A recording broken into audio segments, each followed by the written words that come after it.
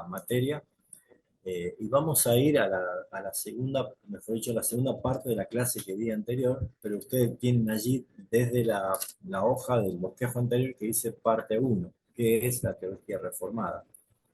Y yo voy a tratar de tomar el bosquejo para también llevarlos un poquito a mencionar por qué es importante la teología reformada, por qué necesitamos nosotros entender que no estamos promocionando una denominación, sino es el estudio bíblico certero que nos, que nos bendice al saber todas estas verdades y que claramente nos lleva con una intención de mostrarnos algo que probablemente con la teología antropocéntrica que probablemente muchos de nosotros, como a mí me pasó, estábamos más enfocados de ver qué es lo que el hombre necesita. Ahora vemos que la teología reformada, como ya lo hemos enseñado en la clase de introducción, es una teología, ¿sí? Y por ende es conocer cómo Dios se da a conocer. Y hemos visto el por qué era necesario y qué es lo que nos permitía a nosotros tener cuando empezamos a estudiar la Biblia desde esta perspectiva reformada. Porque la teología reformada, si tenemos que dar como esa definición, es una doctrinal, porque es una teología sistemática. Entonces es un sistema doctrinal que está basado específicamente en la centralidad de Dios. Esto es lo que van a escuchar ustedes permanentemente a lo largo de esta materia, que hacemos mucho hincapié en la centralidad de Dios. ¿En qué otra cosa? En la autoridad absoluta de la palabra de Dios. Porque nosotros creemos que no tenemos otra fuente más certera y más veraz que consultar, que ser formado, ser educado y enseñado en la palabra de Dios. Objeto que ha sido el blanco de ataque por siglos. Satanás enseñó siempre por querer destruir o distorsionar esta verdad.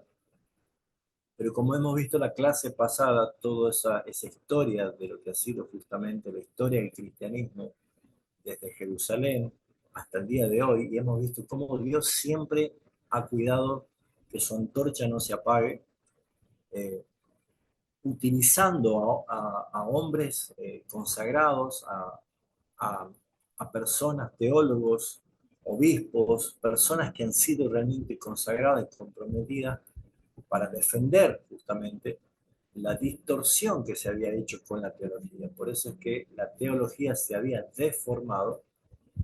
Cuando nosotros llegamos claramente a lo que es la expresión histórica de la Reforma Protestante del siglo XVI, que tienen como figuras tal vez sobresaliente a Martín Lutero, a Juan Calvino y a Zwinglio, empezamos a ver que era muy importante saber que no fue simplemente un suceso histórico, sino que cobra mucha importancia porque esta reforma protestante del siglo XVI ha comenzado a marcar un punto de inflexión en la historia de la iglesia cristiana, que por eso es que decía en las clases anteriores que una iglesia actual, una iglesia presente, que está desentendida de la historia, divorciada de la historia, no conoce la historia, qué pasó con la reforma protestante, quién fueron estos reformadores, por qué hubo concilios, por qué hubo sínodos, por qué hubo tanta discusión doctrinal y teológica, por qué había que contrarrestar herejías. Si yo soy un cristiano y digo, no me importa nada de eso, yo voy a la iglesia, canto alabanza, leo la Biblia y espero que Dios me salve. Bueno, justamente si yo estoy desprendiéndome de la historia, yo estoy quitando primeramente identidad cristiana, porque así como nosotros con apellido y tenemos una genealogía, un árbol genealógico en la cual nosotros nos identificamos, la iglesia que Cristo fundó allí en Jerusalén ha tenido una marcada dirección de mostrar a Cristo en todas las cosas. Y por esa razón, hermanos, es que no podemos nosotros pasar por alto la historia, sino que es necesario que la teología histórica, con la teología reformada, exalte la obra de Cristo y fortalezca a la iglesia. Porque cuando una iglesia vive a espaldas a la historia, sin saber por qué nosotros tenemos una Biblia a la mano, por qué nosotros congregamos y escuchamos un sermón en nuestro propio idioma, por qué el predicador no predica de espalda a la gente, sino que mirando a la gente. Hay muchas cosas que han cambiado. Y todo esto es gracias justamente a ese momento que Dios tenía reservado, que era la reforma. Y como etimológicamente lo hemos explicado, reformar es volver a formar algo que se deformó. Y claramente nosotros sabemos que si esto ha sido un punto de inflexión para la iglesia cristiana actual, lo ha logrado, se ha hecho mucho más firme, mucho más patente a través de lo que se conoce como las 5 solas de la fe reformada. ¿Y por qué digo esto? Porque si bien es cierto, Martín Lutero fue, junto con Calvino, los que más nosotros resaltamos como los reformadores, eh, ellos lograron hacer unos una parte, otros otra parte, pero iban armando todo lo que el Señor estaba haciendo, que es establecer fundamentos doctrinales que diferenciaban claramente, hermanos, el cristianismo bíblico, que es la esencia desde Jerusalén. El mismo Señor Jesús dijo a los apóstoles que ellos debían estar firmes y obedientes. La diferencia entre ese cristianismo bíblico y un sistema religioso que predominaba en aquel tiempo allí en Europa. Ese sistema religioso que ya venía enfermo, venía contaminado, venía plagado de corrupción, que se había aliado y se había hecho uno con el poder gubernamental del Estado, había hecho justamente de que se deje de lado muchas prácticas y principios fundacionales de la iglesia que la escritura lo revela, y lo que nosotros podemos ver que este tiempo de reforma, lo que se ha logrado es establecer estos principios fundamentales que, llamadas las 5 solas, que seguramente lo escucharon, son los que dan la regla y la medida a los verdaderos cristianos. Muchas veces recibo yo preguntas o llamados de consiervos, incluso de otros países, que me preguntan: pastor, nosotros somos una iglesia de tal denominación, pero nos gustaría eh, pasar a ser ya una iglesia reformada. ¿Cómo tenemos que hacer? Hemos encontrado las doctrinas de gracia, pero queremos hacerlo, pero hay muchos hermanos que se resisten, hay muchos hermanos que no lo entienden.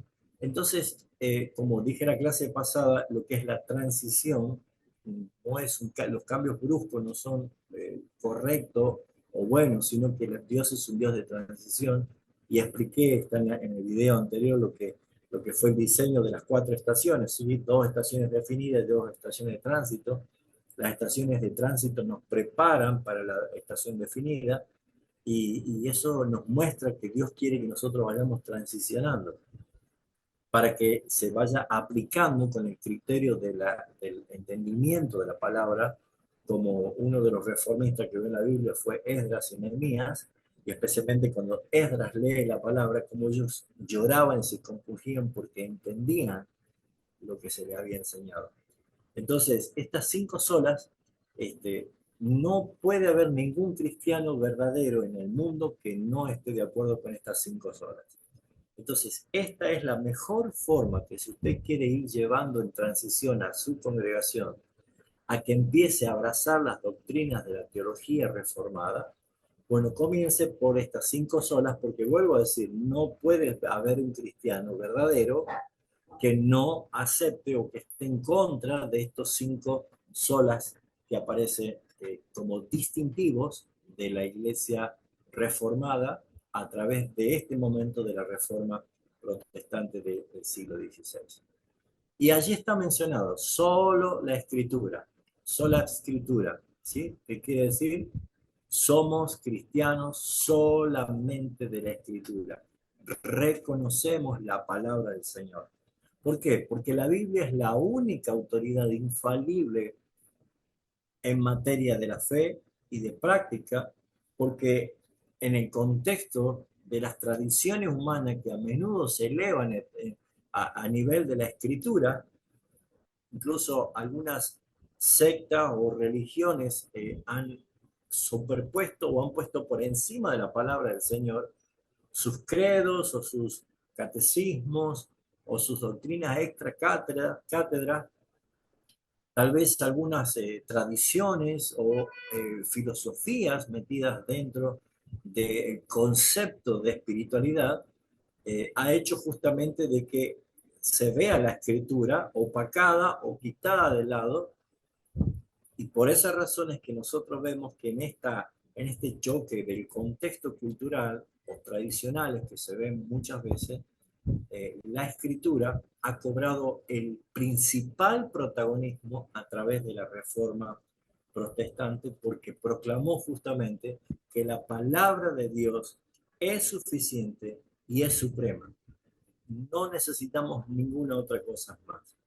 Incluso la misma escritura dice que la palabra de Dios es la palabra profética más segura. Eso lo dijo el apóstol Pedro en su carta.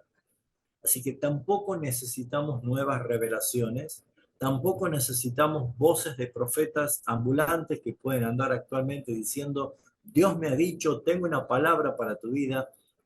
Nosotros creemos y aceptamos y proclamamos solo la escritura. ¿Por qué? Porque ella tiene fundamento bíblico. El apóstol Pablo, en su segundo carta a Timoteo, capítulo 3, 16 y 17, lo deja muy claramente expresado cuando dice, toda la escritura es inspirada por Dios y es útil. Me gusta resaltar la palabra que es útil. ¿Útil para qué? Podríamos preguntarnos nosotros. Y ahí está el fundamento de la sola escritura. Es útil para enseñar, es útil para convencer, es útil para corregir, es útil para instruir en justicia. Mis hermanos, nosotros no podemos ver que la palabra de Dios se transforma solamente en un libro de prácticas morales, sino que es el libro que tiene vida en sí mismo. Hebreos 4:12 dice justamente esto, que es un texto que todos conocemos, que la palabra de Dios es viva y es eficaz y es más cortante que toda espada de dos filos. Y lo que hace y lo que sucede y cómo lo transforma y el éxito que tiene es justamente llegar a donde el hombre no puede llegar, hasta lo más profundo del ser, discernir las intenciones y los pensamientos del corazón. Acá en el contexto de este versículo de 2 Timoteo, dice también que es útil para todo lo que hemos resaltado, pero también es con el propósito de que el hombre de Dios sea perfecto y enteramente preparado para toda buena obra. A veces me alarma y me preocupa ver con cuánta, eh, con cuánta liviandad muchos aventureros se suben a un púlpito o quieren enseñar a otros o quieren dirigir la iglesia o dirigir tal vez la vida de otros hermanos a través de que de meras emociones o impulsos o tal vez formaciones humanistas, pero no conocen las escrituras. La palabra del Señor dice que cuando la palabra que es inspirada por Dios es tomada por la utilidad que tiene, el propósito que manifiesta, el hombre, la persona que es afectada por la palabra de Dios, que es moldeada por la palabra de Dios, será enteramente preparado para toda buena obra. ¿Cómo me gusta esa palabra? Enteramente. Cada parte de mi ser es impregnada por el conocimiento de la palabra del Señor. Por eso es que aquí comenzó algo que históricamente estaba olvidado. La Biblia no se leía. En la iglesia romana hasta ese momento el púlpito estaba a un costado y delante estaba el altar. Ya la ubicación ya muestra que la centralidad no era la palabra, sino la misa. Y aquí vemos nosotros de lo que hace Lutero es justamente comenzar a poner la centralidad en la palabra del Señor. La palabra no se hablaba en el idioma que se pueda entender en aquel entonces, solamente se daba la misa en la liturgia en latín, se lo hacía de espalda al pueblo Y por eso es que la gente no era edificada. Nadie podía tomar la palabra de Dios como un mensaje que era para mí necesario para aprender, para convencerme, para corregir o para instruir mi vida. Y mucho menos para lograr el fruto del por qué el Señor la ha dado, que es justamente para estar enseñado, preparado para toda buena obra.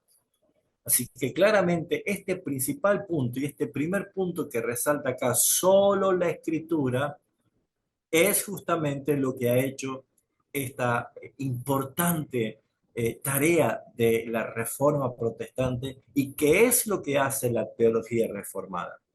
La palabra de Dios es la que manda. La palabra de Dios es lámpara. La palabra de Dios es la que me ayuda a entender. Encontramos la segunda sola, que es también el resultado justamente de darle forma a lo que había acontecido allí en Wittenberg y cómo los distintos reformadores, a través de distintas asambleas y concilios y sínodos, han podido darle forma y han podido claramente traer estos estándares bíblicos que rigen a la iglesia cristiana. La segunda es sola fide, que es justamente solo por la fe. ¿Por qué? Porque es justamente lo que Martín Lutero, cuando estudió y llegó al punto de Romanos capítulo 1, 17, cuando él encuentra esa palabra de Habacuc que dice, mas el justo por la fe vivirá, él dice en su biografía, está resaltado, que se me abrieron las puertas del paraíso. Él entendió eso. Porque ¿cuál era la carga de Martín Lutero? Antes de ser obispo, de ser monje, Martín Lutero estaba estudiando letras, o sea, él quería ser abogado. Su padre millonario quería tener un hijo letrado. Seguramente conoció la historia de Martín Lutero, pero en un día que él volvía de una fiesta con algo de copas encima, en una noche de gran tormenta, con muchos rayos, una tormenta eléctrica que había, un rayo cayó cerca, entonces él invocó y dijo que si Dios lo salvaba de esa noche de los rayos, él se iba a consagrar y se iba a hacer cura. Y esa fue justamente la forma en la cual Martín Lutero, como hizo voto, terminó ofendiendo a su padre, al padre biológico, porque él quería que sea un abogado y él terminó siendo un cura. Pero ya lo que la instrucción de la formación de la ley, de la letra, como un abogado se prepara, lo llevó a que cuando él empezó a estudiar la Biblia, él empezó a tener convicción del pecado y lo que hacía era maltratarse, se flagelaba y decía, no puedo soportar con mi culpa la culpa de mi pecado, no puedo hacerlo. Y entonces él buscaba de alguna forma que Dios se apiade de él. Y él se autoflagelaba y lloraba y renegaba y decía, ¿por qué yo quiero un Dios misericordioso? Yo quiero un Dios piadoso. Pero estudiando la escritura, cuando llegó justamente ese texto, más el justo por la fe vivirá, él entendió que su problema de condenación y de culpabilidad necesitaba la justificación, y la justificación no era posible por medio de obras, sino por la fe en Jesucristo, a través de la gracia que Dios estaba revelando. Y esto es un estandarte, mis hermanos, porque sola fide es proclamar que la justificación es solo por la fe en Jesucristo. No solo la fe de Cristo, porque es un regalo de Dios para poder creer, sino que es la fe depositada en la obra que Él hizo, sin la necesidad de obras humanas, sin la necesidad de alcanzar méritos.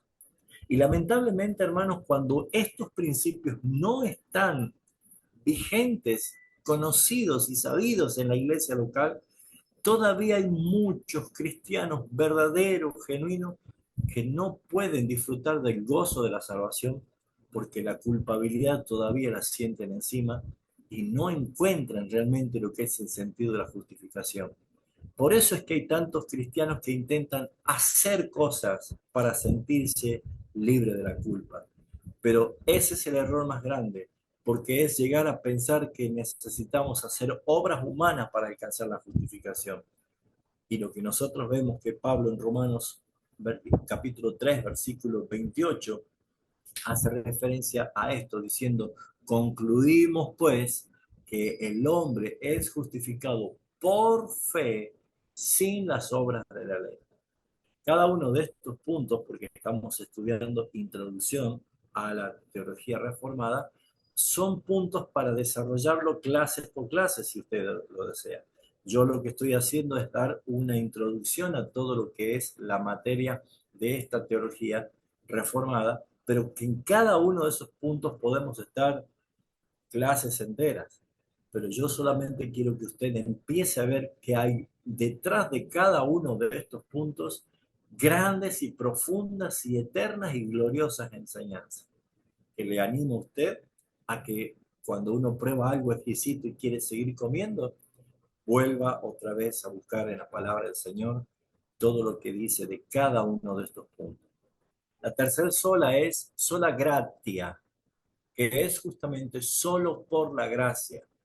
Esto fue un duro golpe a la tradición de la Iglesia Católica Apostólica Romana, porque justamente lo que ellos ponderan es la obra y es ganarse el mérito.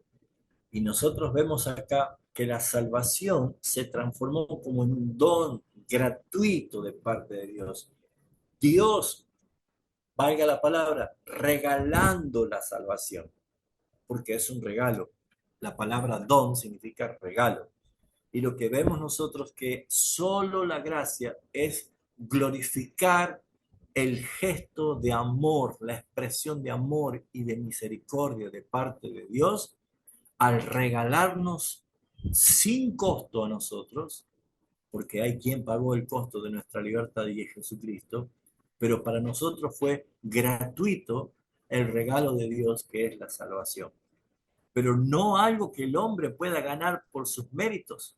Por eso es que Pablo en Efesios capítulo 2, del 8 al 9, afirma lo siguiente, porque por gracia sois salvos, por gracia sois salvos. ¿Qué introducción en este versículo que ya empezamos a ver que hay una afirmación contundente, porque por gracia sois salvos, por medio de la fe. Y esto no es de vosotros, pues es don, es regalo de Dios, no por obras, para que nadie se gloríe. Esto es maravilloso porque es un golpe derecho al ego, al mérito, al yo querer ser mi redentor, al querer ser yo el que logro alcanzar la justificación. Por eso es que nosotros empezamos a proclamar lo que tristemente hasta el día de hoy todos los que abrazan un evangelio antropocéntrico le atan cargas pesadas que ni ellos son capaces de moverla, pero le ponen este yugo a la gente de que tienen que lograr y hacer cosas para tal vez así ganarse el favor del Señor, bajo ningún aspecto. La cuarta sola es solo Christus, que es solo en Cristo. Y esto es muy importante, donde vivimos en un tiempo donde pareciera ser que todos son mesías, todos son dioses, todos son redentores. Es más, el evangelio antropocéntrico le enseña, le inculca diciendo, tú eres tu propio salvador, tú debes mostrar tu victoria, tú eres el campeón, tú eres el vencedor, tú eres el David que vence a tu Goliat. Y todas estas cosas que muchas veces entusiasma al ego humano no son bíblicas, hermano, porque la palabra de Dios no tiene esa orientación de resaltar de que yo soy mi propio redentor, sino de mostrar que yo no puedo hacer nada sin Cristo. Todo apunta a Jesucristo porque Él es el único que puede dar nuestra salvación. Así que mis hermanos, solo Christus es que Cristo es el único mediador entre Dios y los hombres. Solamente Cristo. Él mismo lo afirmó diciendo, yo soy el camino y la verdad y la vida, y nadie viene al Padre sino por mí. Por esa razón, al decir que Él es el Señor, Él es el Salvador, no necesitamos más intermediarios, ni humanos, ni sistemas religiosos, ni aún, lamentablemente, en el tiempo que vivimos hoy, donde se ponderan apóstoles, profetas, patriarcas, y aún se venera de una manera peligrosa hasta la entidad religiosa donde asisten, déjenme decirle que eso también es ir en contra de solo Cristo. Porque, ¿qué nos dice la palabra? Cada una de estas 5 solas tiene bases bíblicas suficientes para demostrar que un verdadero cristiano solamente puede decir amén, no ir en contra. En Hechos capítulo 4, versículo 12, hay un texto maravilloso que dice, y en ningún otro hay salvación, porque no hay otro nombre bajo el cielo dado a los hombres en que podamos ser salvos. Jesucristo. Y si nosotros decimos somos cristianos y vamos a una iglesia donde Cristo no es exaltado, escuchamos sermones donde no aparece Cristo en el sermón, donde las canciones son dirigidas para nosotros, debemos preguntarnos, ¿es realmente una iglesia cristiana? ¿Soy yo un cristiano genuino? Puede ser que Cristo esté ausente y yo me llame cristiano, bajo ningún punto. Solo Cristo no solamente nos lleva a mirar que Él es el Salvador, sino que antes que eso, Él es Señor. Primero es Señor, y porque es Señor, es tu Salvador. Y cuando nosotros nos encontramos con el señorío de Cristo, estamos hablando de un rey de reyes, de un curios, la autoridad máxima, el supremo. Ante él se va a doblar toda rodilla, incluso la nuestra. Por eso es que muchos buscan a un Salvador, pero rechazan a un Señor porque no quieren someter sus vidas al gobierno y a la dirección del que tiene toda autoridad. Solo Cristo es exaltar a Cristo como Señor y Salvador. Y la quinta sola de las 5 solas es soli deo gloria, que es toda la gloria es de Dios. Solo a Dios es la gloria. Las confesiones de fe apuntan justamente a la primera pregunta: ¿cuál es el motivo de la existencia del hombre? ¿Cuál es el principal motivo? Y es vivir para la gloria de Dios y disfrutar de sus beneficios. Todo lo que existe fue hecho y creado para la gloria de Dios. Es más, el mismo Filipenses, el apóstol Pablo resalta del capítulo 2, cuando habla desde el 5, haya pues en vosotros este sentir que hubo en Cristo Jesús, un texto tan conocido, la cual termina con una expresión tan sublime, tan extraordinaria, cuando dice que toda rodilla se doblará y toda lengua confesará que Jesucristo es el Señor, y lo resalta, para gloria de Dios Padre. Toda la gloria le pertenece a Dios. Él no comparte su gloria con nadie. No, no se debe exaltar a líderes ni a instituciones humanas, ni alcanzar a aplaudir méritos de otros como diciendo qué glorioso lo que hiciste. El único que recibe la gloria de Dios. Y si nosotros somos llamados a hacer las cosas con excelencia, es hacerlo como para el Señor, porque es para su gloria. Cuando nosotros hacemos las cosas hechas con excelencia como para el Señor, nosotros estamos haciendo lo que el apóstol Pablo escribió en su primera carta a los Corintios, capítulo 10, versículo 31, cuando dice, si pues coméis o bebéis o haced otra cosa, hacedlo todo para la gloria de Dios. En esto justamente es donde apunta la tremenda verdad de la teología reformada. Exaltar a Dios y su obra. Y lo que han logrado estos reformadores es darle un marco regulativo de la iglesia reformada, que es justamente el distintivo de estas 5 solas. Obviamente que cuando más adelante hablemos sobre solo la gracia, allí vamos a empezar a entender qué son las doctrinas de la gracia. Por eso es que es muy importante que ante la necesidad de transicionar o llevar a una congregación que tal vez es un perfil más antropocéntrico o que está muy arraigada a la tradición, a la denominación, a la filosofía, y quieren empezar a transicionar a una identidad más bíblica con los aires reformados, porque parte justamente de lo que pasó en este siglo XVI, bueno, comience con las 5 solas, porque de allí tendrá el fundamento unánime del verdadero cristiano, decir, amén, sigamos aprendiendo, sigamos avanzando. ¿Por qué? Porque esto trae un impacto, hermanos. El impacto en la educación y en la enseñanza de la iglesia local es grande. ¿Por qué? Porque aplicar las 5 solas, estas 5 enseñanzas en la iglesia local, se ve fruto. Claro que se ve fruto. Produce la membresía algo que no se ve naturalmente en iglesias que están centradas en el hombre. ¿Por qué? Porque hace que la iglesia empiece a centrarse en Dios, esté centralizada en Dios. Y eso es teología reformada. Es poner la atención, poner la mirada en el blanco. Dios. Vamos a hablar más específico. Cristo. Él es la imagen visible del Dios invisible. Cristo. Centrados en Jesucristo. Una iglesia centrada en su evangelio y en su palabra. Por esa razón es que cuando la educación cristiana, hermano, se fundamenta en solo la escritura, ¿qué vemos en la iglesia? Si usted se fundamenta en solo la escritura, ¿qué veremos en su vida? Veremos creyentes instruidos en la sana doctrina, evitando errores doctrinales, evitando caer en la manipulación religiosa. ¿Notan ustedes qué es lo que se ve actualmente? Por eso es que estamos clamando por una reforma última y general, que hoy le estamos dando el nombre revitalización de la iglesia, que es lo que tradicionalmente se conoce como el nombre avivamiento de la iglesia, pero todo eso no es subjetivo ni emocional, sino que es el resultado de solo la escritura. ¿Por qué? Porque la iglesia está basada en la palabra del Señor.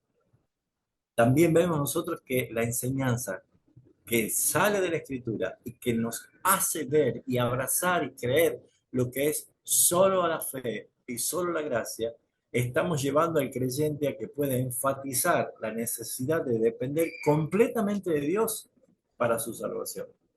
Completamente de Dios.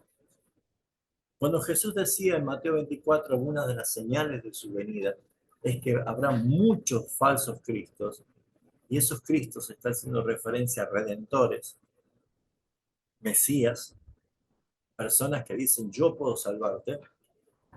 Bueno, tal vez no todo tiene apariencia de religión o de religiosos, pero hoy tenemos un abanico de propuestas de personas que te dicen cómo podés salvarte económicamente, familiarmente, en tu salud.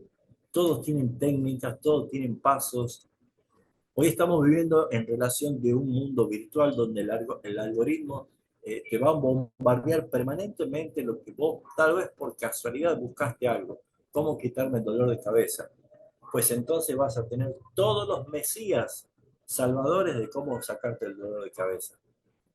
Si estabas pasando por sofocones económicos y tal vez fuiste tentado a buscar cómo incrementar mis ingresos familiares, el algoritmo te va a tirar todos los mesías que te van a hacer libres del yugo de la economía baja y vas a poder prosperar haciéndote millonario rápidamente.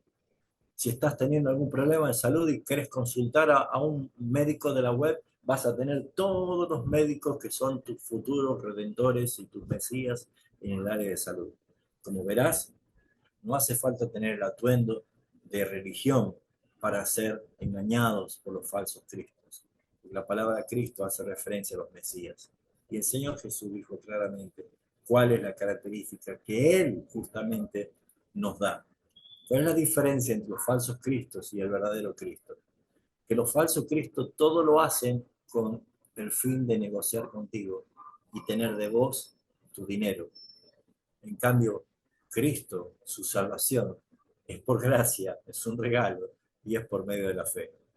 Eso, mis hermanos, no puede tener duda.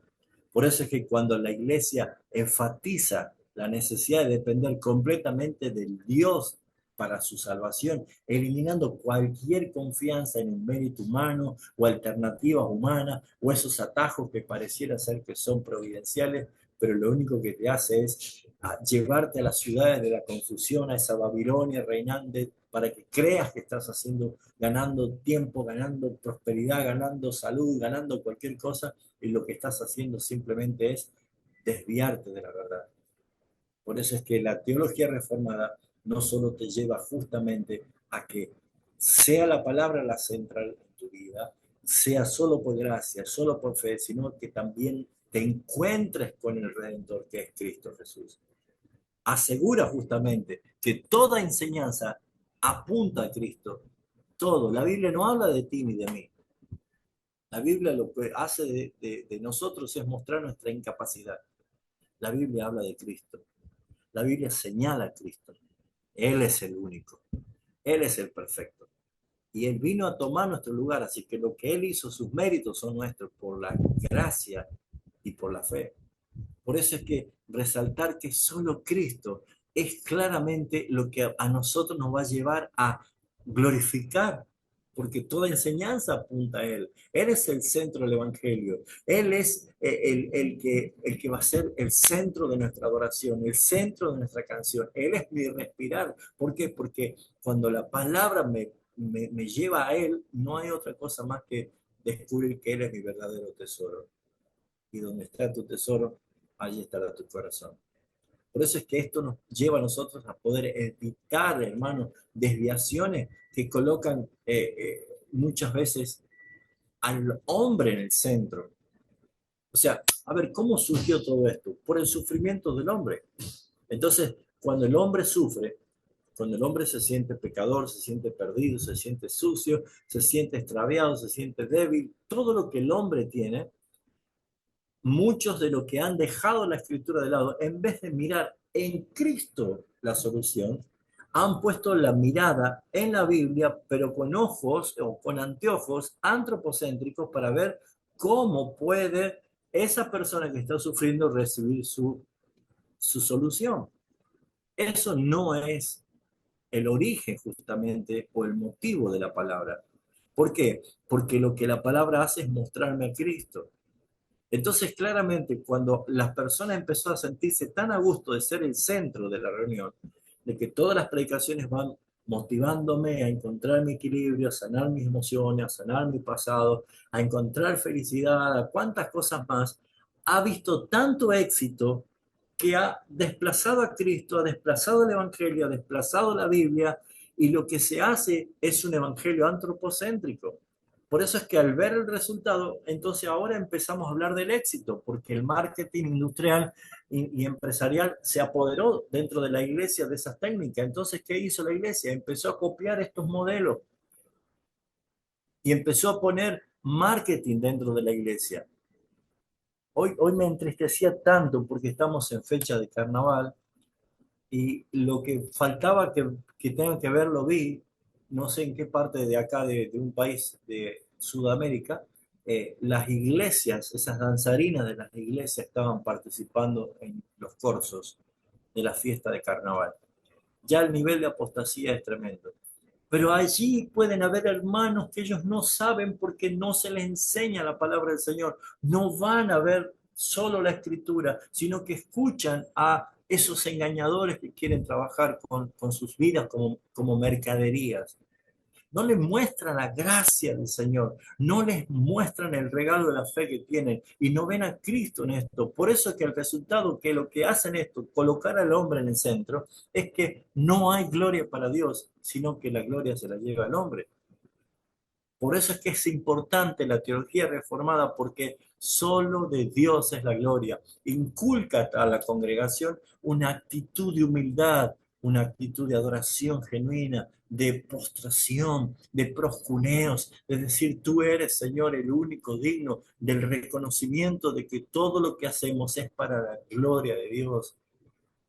Por eso es que es necesario mirar cuán importante ha sido la reforma protestante de aquel siglo XVI y cómo afecta a la iglesia de hoy en día.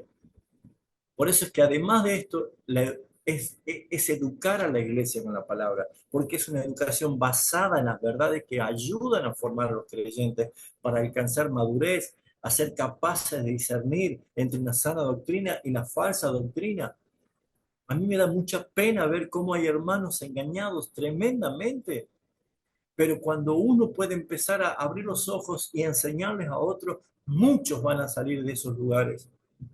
La idea no es simplemente llenar iglesias, sino que sean alistados en la identidad de Cristo.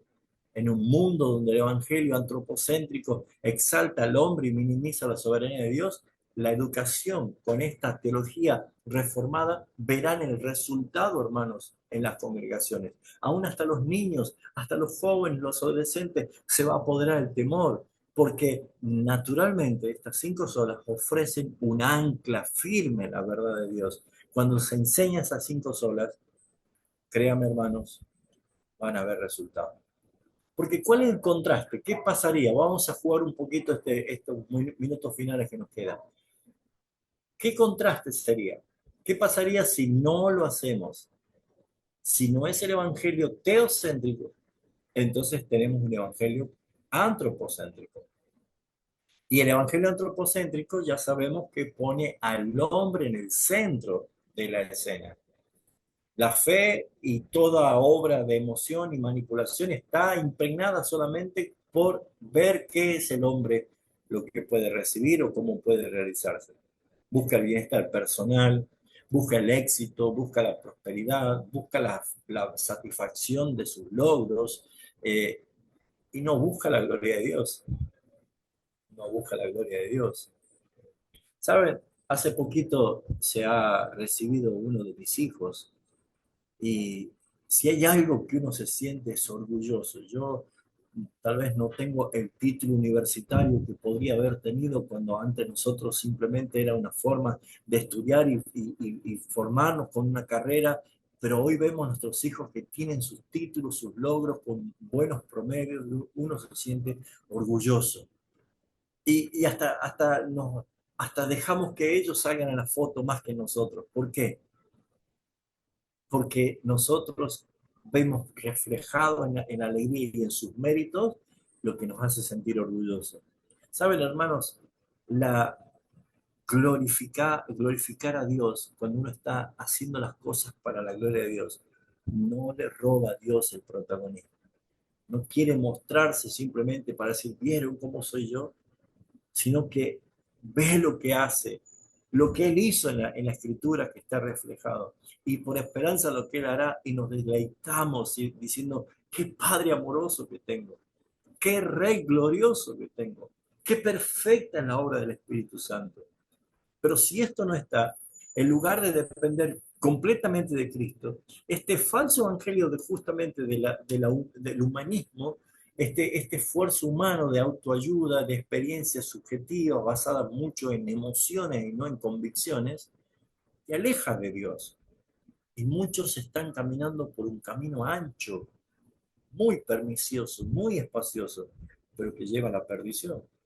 Por eso es cuando las iglesias descuidan estas 5 solas, hermanos, terminan promoviendo enseñanzas centradas en la autosuficiencia del hombre en lugar de la suficiencia de Cristo. Y por eso es que le atan cargas pesadas porque tienen que hacer, tienen que hacer, tienen que lograr, tienen que alcanzar. Así que fíjense rápidamente, sin solo la escritura, la enseñanza se vuelve subjetiva, cuidado, se vuelve peligrosa, se vuelve basada en experiencias personales, emocionales, en lugar de la verdad bíblica. ¿Cuántos púlpitos, cuántos predicadores abren la Biblia, leen un texto, la cierran y están 2 horas hablando de sus experiencias, de sus logros, de sus méritos? Y no es exaltado Cristo. Eso porque no está la primera sola, solo la escritura. Cuando alguien predica expositivamente la Biblia, la palabra de Dios toma centralidad porque se explica la palabra de Dios, se enseña la palabra de Dios, y como dijo el Señor, mi palabra no volverá vacía y haré lo que yo quiero. ¿Qué pasa si no estamos hablando de sola fe y sola gracia?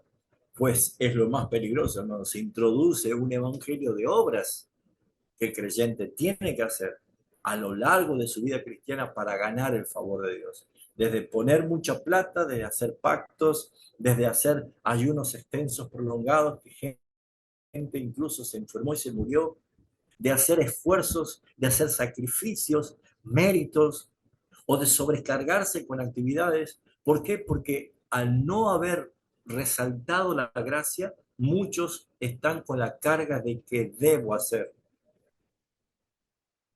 Y la Biblia nos enseña que más que hacer es ser un hijo de Dios. ¿Qué pasa si no es Cristo predicado? Si no es solo Cristo predicado. Pues las personas buscan otros mediadores, buscarán otros redentores. Van a ir, van a cantar, van a congregar, van a tener toda una actividad religiosa, pero van a buscar otros mediadores, otros redentores. Por eso es que se alinean detrás de megas apóstoles falsos, megas profetas falsos, aún endiosando su ministerio, su lugar, su merchandise. Y lo que hace peor de todo es llevarlos a ser fanáticos. ¿Cuántas personas han abrazado cosas místicas? Oh, mis hermanos, la palabra de Dios no tiene vueltas, es clara. Y es tan clara que se manifiesta en Salmo 1 como comparación del agua que hace que un árbol esté siempre verde. ¿Qué pasa si yo no estoy dando el solo a Dios la gloria, la quinta sola?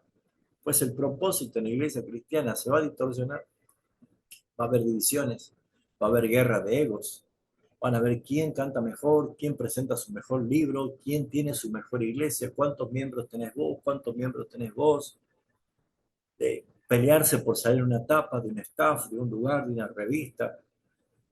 ¿Cuántos cristianos están desenfocados? ¿Por qué? Porque su vida cristiana es una carrera de obstáculos, carrera de posta.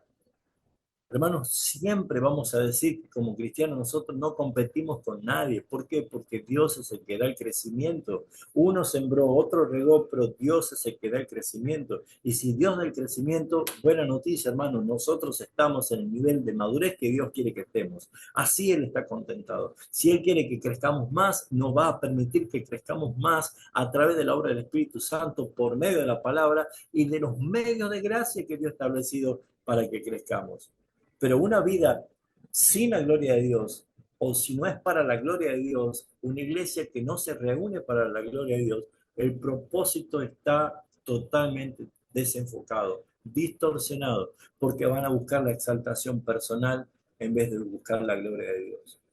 Saben, hermanos, nosotros decimos con una falsa humildad, decimos, oh Señor, yo soy un pecador, un miserable pecador, perdóname, Señor, yo soy una persona que no merezco tu amor y tu favor. Hasta que alguien te dice que vos sos eso. Apenas te dice, usted es un miserable pecador, usted es una persona que no merece el favor de Dios, y usted, ¿quién tiene derecho para decirme estas cosas? Ahí nomás nos sale la carne porque no queremos que nadie nos ofenda. Cuando alguien entiende que la gloria es para el Señor, aún a pesar de nosotros, el Señor se glorifica cuando nosotros decimos, Señor, yo no merezco nada, pero la Escritura me muestra que tu gracia y tu favor, que lo he recibido por la fe, por poner la confianza en Jesucristo, hoy todo lo que viva y todo lo que me pase va a ser para la gloria de Dios. Por eso es que las cinco solas, hermanos, en esta teología reformada, cobra un valor importante. No son solamente declaraciones teológicas del pasado, que dice, sí, vamos a ver qué dijo Martín Lutero de hace 500 años. No, son principios esenciales para la iglesia, que deben regir, deben guiar la enseñanza y la educación de la iglesia de hoy. Y a través de ella la iglesia permanece firme en la verdad. Esa verdad bíblica que es un cimiento que pueden venir lluvia, tormenta, viento y la casa no se cae porque está fundamentada en la palabra, en la roca, formando creyentes sólidos, formando creyentes en la fe, capaces de resistir influencias ese evangelio antropocéntrico, humanista, que es muy tentador, pero que resiste. Y como iglesia debemos nosotros comprometernos a enseñar también a otros hermanos estos principios que le ayuden a ellos también a crecer, que le ayuden a ellos también a poner a Cristo en el centro, el evangelio que sea en lo que rige.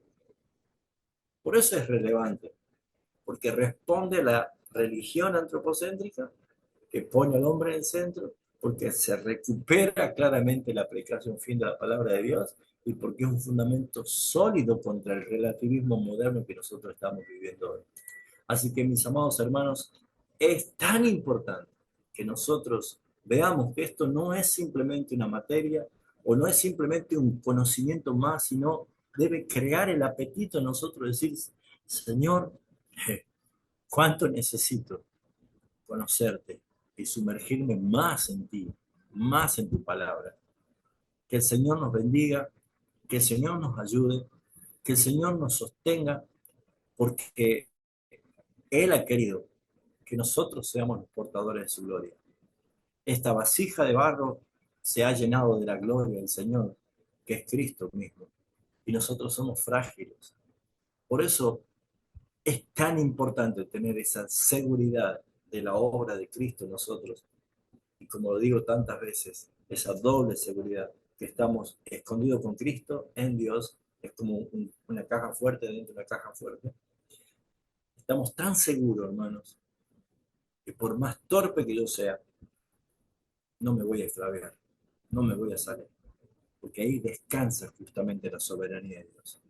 Ya para la otra clase, el próximo lunes, vamos a ir ya desarrollando un poquito más cada uno de estos principios, que les aseguro, hermanos, que vamos a terminar dando gloria a Dios por su soberanía y por su gracia y su misericordia. Vamos a orar y abrimos el tiempo para foro. Padre, solamente agradecerte. No nos alcanza la palabra, no nos alcanza la expresión de gratitud, que asombrados, maravillados por la perfección de tu plan, por la claridad de tu concepto, por la forma en que la has revelado en la Escritura para que nosotros, seres caídos y limitados por el pecado, podamos comprender a través de la obra perfecta de tu Espíritu Santo. Porque Escritura, Señor, para los que estamos en Cristo es gloria, para el que estás en Cristo es locura. Para nosotros, Señor, es un manjar. Y aún estamos a tiempo no solo de reverdecer nuestra vida, de reformar nuestra vida, de revitalizarlo, sino de ayudar a cuántos hermanos, cuántos pastores, cuántos predicadores, cuántas iglesias, Señor. No porque nosotros seamos mejores que nadie, no somos mejores que nadie, solamente tu gracia, Señor. Pero si tan solo a uno pudiéramos nosotros compartirle y que traiga, Señor, agua pura, fresca a esa alma sedienta.